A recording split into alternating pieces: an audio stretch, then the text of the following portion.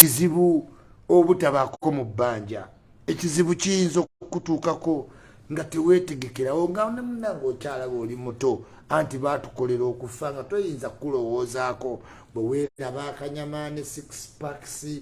ne babebbi okutegeera olaba ng'okyaliwo era ne munjogera nga bweri mukeera kunnangiranga ekyuli bwe ŋŋenda ofa balekera ensi eno ne mutamanya nti atwala abantu yetasosola atwala n'ali mu magulu ga nnyina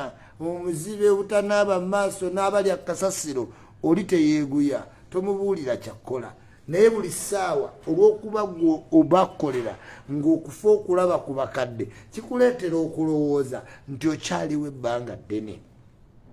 munnange ogenda olaba nga otofudde nga wokuziika weewali ng'akasente ku kaadi wakaterekako buli muntu kimugwako wano tusaba community zibeereza awamu genda beera mu community Abu Dhabi